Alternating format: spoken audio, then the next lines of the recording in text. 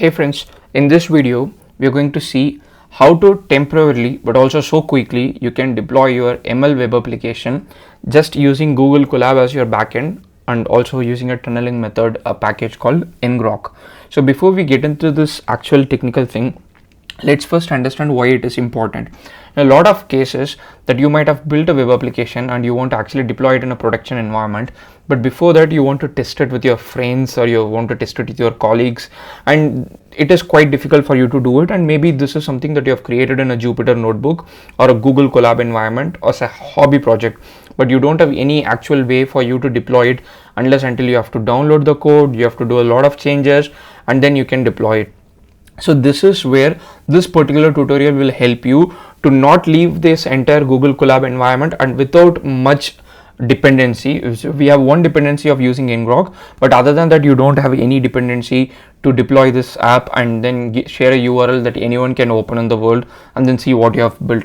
So this tutorial has two parts. One is we are going to first build an ML application, web application, which I'm not going to explain what is inside that. We are just simply using Jupyter Dash, which is a very recently launched package by Dash Plotly, which combines Jupyter Notebook with Dash, where you can simply build ML application, web application using Jupyter Notebook. We are not going to get into the technical details of it. We are going to get into the combination of these two and then say, okay, at the end of this video, I'm going to have a URL that is going to have some web application, ML web application that I just built using this Google Colab, which is my source code. It is running on my Google Colab, which means you can even have deep learning application. And then finally, I'm going to get this URL and share it with my friends, colleagues, or whoever it is. So let's get started with this video. So for this particular tutorial, if you want to follow along, you need Jupyter Dash. So first make sure that you have installed Jupyter Dash, which you can install using pip install Jupyter Dash. Once you have that thing, you can just simply use their existing example for you to run. So as you can see, when you run this thing, it would have app.run server. This app.run server is where you are actually executing this app. So you're running this app, and there are two modes to run this app. One is internal in the sense it would inline. Inline, it is supposed to show within the Jupyter notebook itself, or in this case your Colab, but it doesn't happen in this case because it is not able to connect to the internal server. So that is where, and it doesn't make much of a sense for us when it runs with internal server. Also, you cannot share it with your friends or colleague or someone across the world, right? So what you want to do is you want to actually run it on an external place, which means it is hosting it on a local host on this port.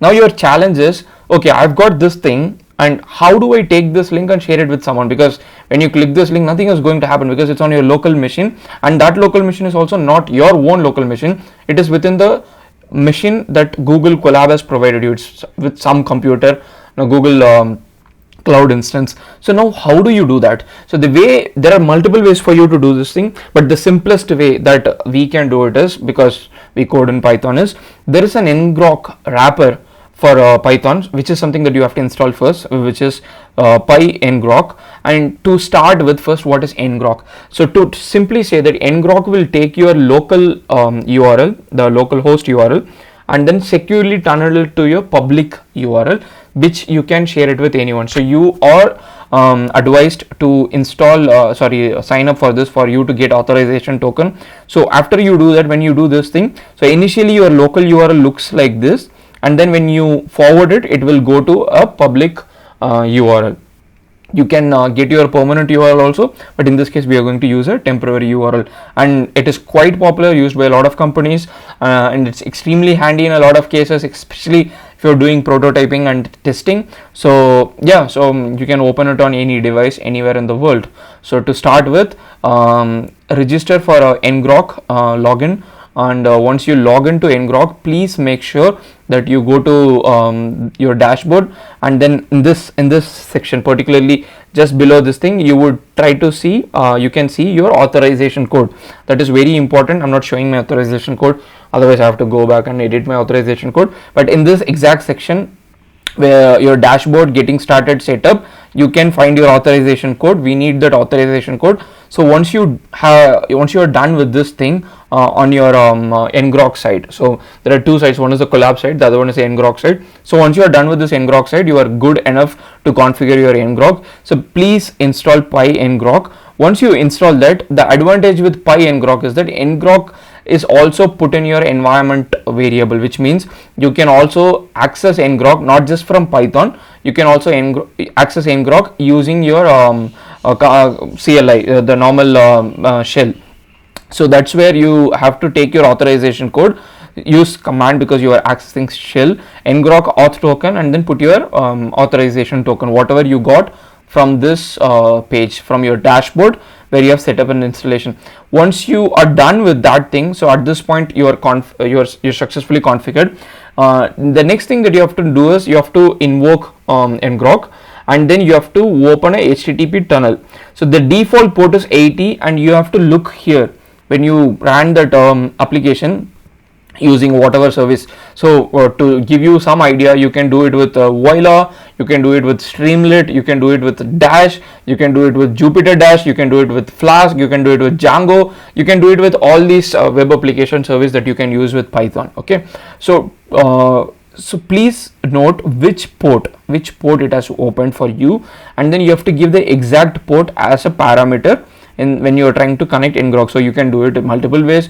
You can do it simply in your command prompt, but you can do it with your shell simply, but because we installed PyNgrok, I'm just using it. And the reason why I installed PyNgrok rather than just simply downloading ngrok from the website is because it makes it slightly easier for me, at least for someone like me who's lazier. I don't have to download a zip file, I don't have to use wget, I don't have to unzip, I don't have to do any of these things. I just installed it, right? So once you do this thing, now at this point ngrok is assigning a public URL for you, and then at this point it has opened a SSH tunnel.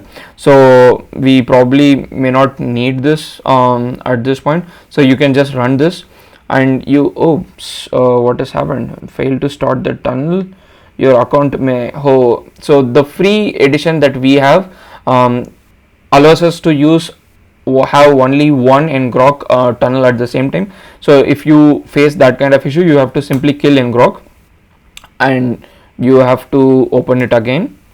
When you open it again, so it has assigned a public URL. You can print that public URL, what is the URL, and this is the URL. You can actually get a custom URL in your name or anything, but right now this is the URL. So let's click this URL, and when you go there, you can see that it is loading a Dash application and it is loading a Jupyter Dash demo. So you can see that okay, now you got a Jupyter Dash and you've got bunch of things. You can play with it, you can play with the color scale, you can play with the theme. So and you have you have multiple things that you can do. So just to make you believe that I'm not cooking up something or this is not black magic, so what I'm going to do is I'm going to kill my ngrok. Okay, I'm going to make a change. So what you saw here is, you can see that Jupyter Dash demo is the title. Okay, and if I run this again, it will not show anything because we just closed it. So what I'm going to show is, I'm going to say one little coder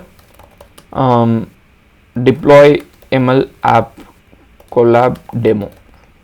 Okay, Colab plus Colab ngrok demo. Okay, so I'm going to just change the name just to make sure that you guys believe that whatever I'm showing, unlike a lot of usual things that we explain. So again, I'm running it in external, so it is the Dash app is running on this port. So I'm going to simply say load my ngrok, tunnel it to this port. What is my public URL? Click it, and then you can see, let's so you can see one little coder deploy ML app or Colab ngrok demo. So now you can take this URL and share it with anyone in the world, and they would be able to access this particular URL as long as this ngrok thing is running. And then there are a few other conditions when it would be killed, all those things. So the main point you have to note in this video is you don't have to leave Colab at all. So you are living inside Colab, and that Colab is giving you entire flexibility of deploying the application, rather than you doing entire ML ops stuff and then getting it to Heroku just for a demo. So this is not a production level solution.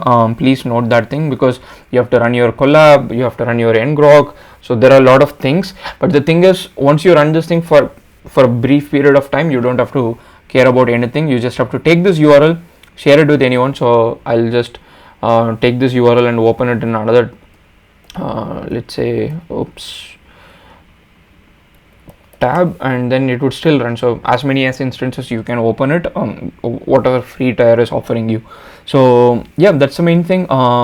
In a very few lines of code, probably 3 lines of code, you have successfully managed to deploy your web application directly from Google Colab, because it's running on Google Colab engine and it is tunneled to a public URL through ngrok. And yeah, that's it. Your ML web application is now deployed temporarily until further notice. So I hope this video was helpful for you to deploy your ML application using Google Colab and ngrok. And if you have any comments, please let me know in the comment section. I'll take this Colab notebook and then I'll probably share it in the description section. And please subscribe to the channel and share your feedback with me and share it with your friends. So until next time, thank you very much. Take care. See you. Bye bye.